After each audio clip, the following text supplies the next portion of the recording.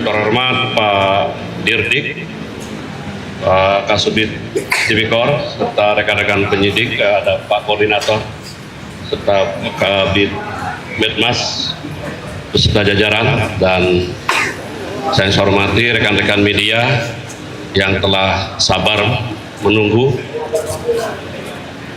Pada malam ini ingin kami sampaikan, yang pertama kita ucapkan marilah kita panjatkan puji dan syukur kepada Allah Subhanahu wa taala, Tuhan Yang Maha Esa, karena kita dapat beraktivitas pada malam ini.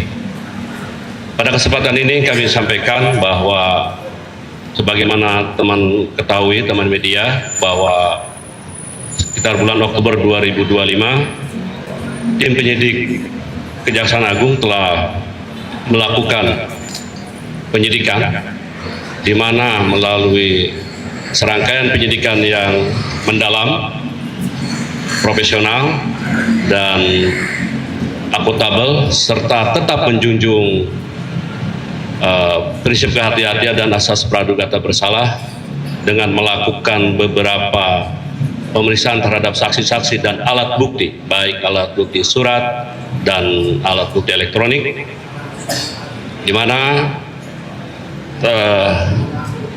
pada malam ini penyidik telah menetapkan 11 tersangka dalam perkara dugaan tindak pidana korupsi, penyimpangan ekspor CPO dan produk turunannya tahun 2022-2024. Bagaimana kasus posisi dan hal-hal lainnya, di sini kebetulan ada Pak Dirdik yang akan menyampaikan secara jelas. Silakan rekan-rekan media simak, dan kalau ada nanti pertanyaan silakan. Terima kasih. Silakan Pak Dirdik, waktu dan kesempatan. Terima kasih Pak Kapus Penkum. Assalamualaikum warahmatullahi wabarakatuh. Pada malam ini, hari Selasa tanggal 10 Februari 2026, tim penyidik dari Jampitsus berdasarkan surat penyidikan Jampitsus nomor 71 tahun tanggal 21 Oktober 2025 telah menetapkan beberapa tersangka dalam perkara dugaan tindak pidana korupsi, penyimpangan dalam kegiatan CPO dan produk turunannya. Kasus posisinya adalah sebagai berikut secara singkat ya. Jadi pada kurun waktu tahun 2020 hingga tahun 2024 itu pemerintah Republik Indonesia memberlakukan kebijakan pembatasan dan pengendalian ekspor CPO. Itu sebagai upaya untuk menjaga ketersediaan minyak goreng dalam negeri serta stabilitas harga bagi masyarakat. Jadi kebijakan tersebut dilaksanakan melalui mekanisme Domestic Market Obligation atau DMO, di mana para produsen yang akan mengekspor CPO itu harus menyisihkan atau memprioritaskan beberapa persen produknya harus dijual di dalam negeri, itu untuk CPO. Kemudian dalam rangka kebijakan tersebut, CPO ditetapkan sebagai komoditas strategis nasional yang secara kepabeanan diklasifikasikan dengan HS code tertentu, ya, contohnya HS code 1115.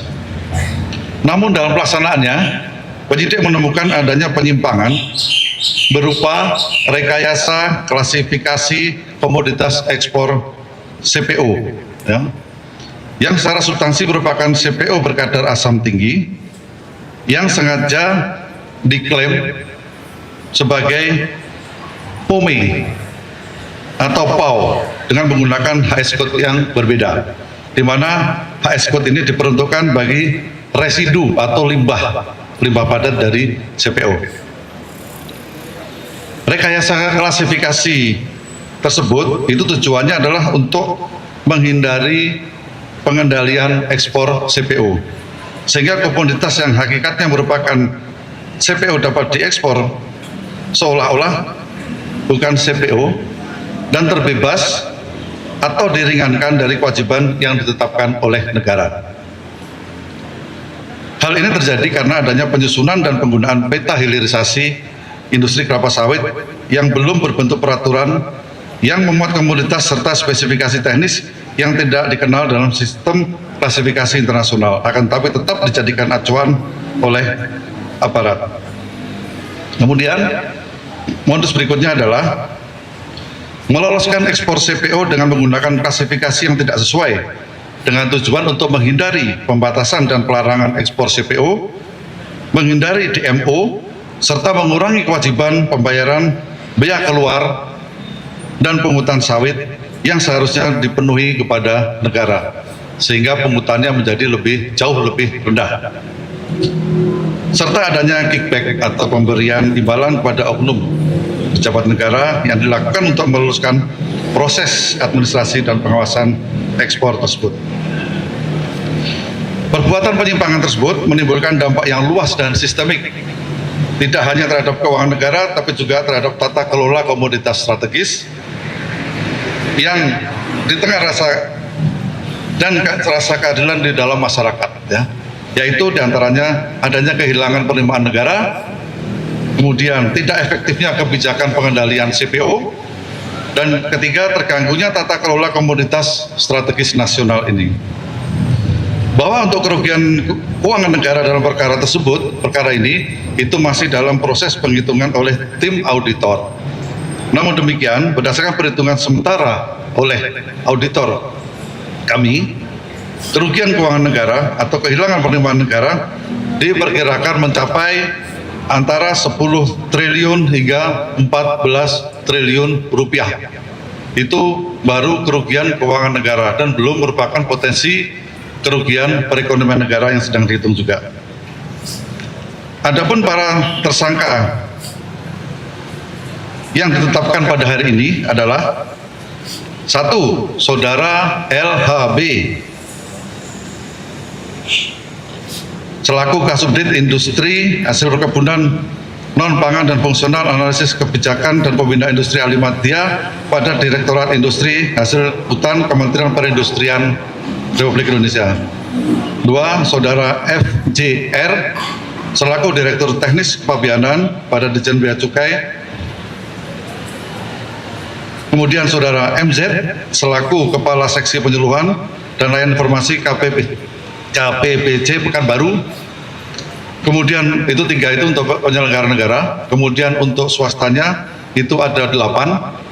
Yang pertama adalah ES selaku Direktur PT SMP, PT SMA, dan PT SMS. Kemudian saudara ERW selaku Direktur PT BMM.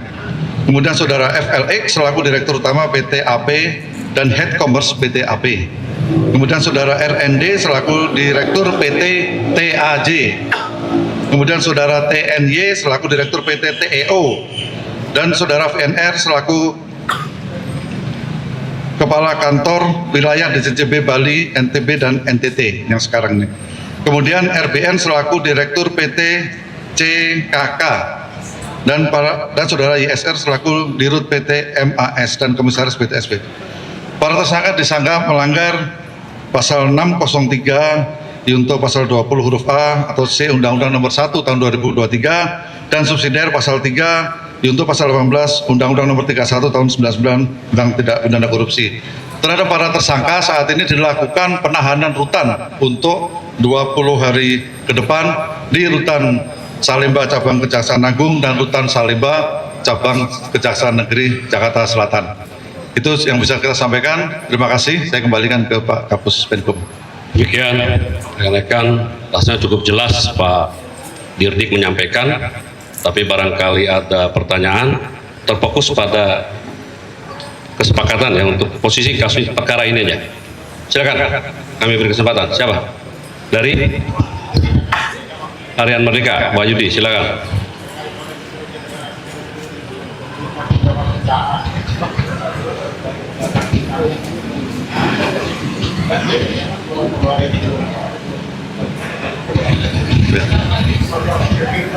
Oke.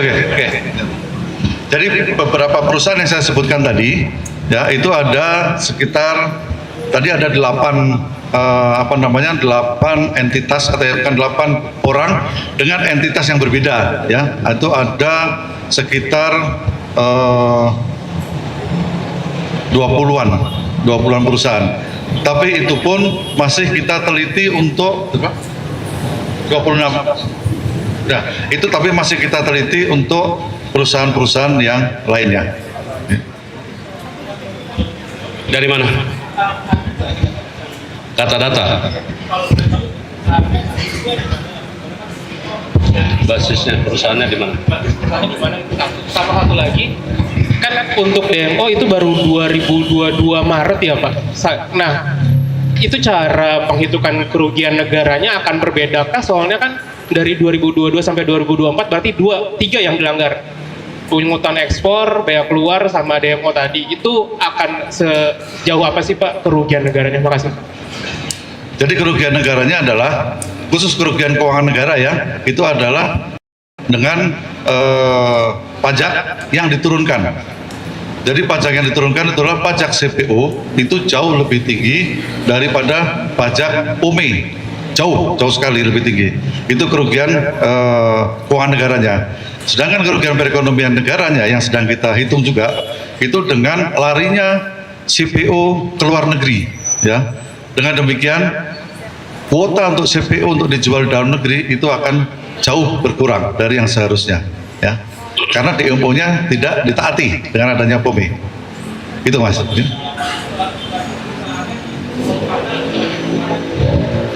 Basis perusahaannya, ya ada yang di Jakarta, ada yang di Sumatera. Ya. Nanti itu materi pendidikan nanti ya. Itu masih masuk. Yang lain. Silakan. Siapa nih? Tempo, silakan dia. Pak, tadi kan ada 3 ini ya dari bidang negara ya. Itu modusnya bagaimana sih Pak? Kan sebelumnya teman PIS juga menggeledah ini kan Pak, money changer di sejumlah mall di kasus ini. Nah itu modus suapnya seperti apa? Terus dari yang sekitar 10 sampai 14 triliun itu Pak, itu kerugian negara itu tadi cuma pajaknya aja Pak ya? Belum termasuk suapnya? Atau bagaimana Pak? Terus yang diterima masing-masing dari 3 penyelenggara negara berapa Pak? Ya, kalau suap itu berbeda dengan kerugian keuangan negara, beda. Jadi suap di situ adalah salah satu modus atau alat, ya, alat untuk memuluskan peristiwa ini sehingga mengakibatkan kerugian keuangan negara. Ya, jadi beda, hal yang berbeda itu. Yang pertama tadi apa?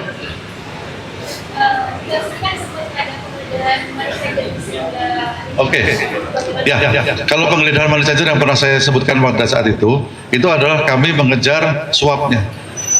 Kami mengejar suapnya. Jadi suapnya adalah melalui salah satunya melalui money changer yang kami geledah itu. Ya, suapnya itu.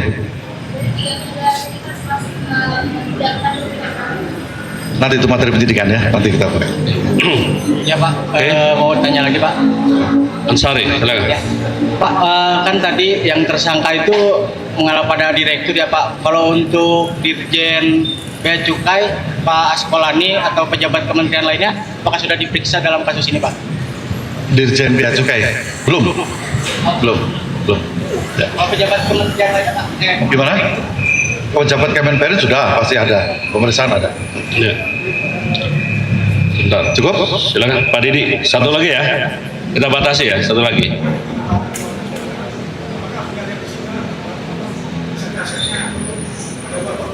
Ya, hari ini baru ditetapkan tersangka. Ya, mulai hari ini kami akan segera melacak aset. Walaupun kemarin sudah ada, kami juga ada ancang-ancang, tapi mulai tersangka, mulai pelacak aset. Ya, pasti ada yang disita, pasti itu. Untuk aset belum, kan hari ini baru tetapkan tersangka, hari ini baru kami mulai blokir, sita dan lain-lain. Yang lain? Baik. Cukup ya? Saya rasa sudah cukup ya.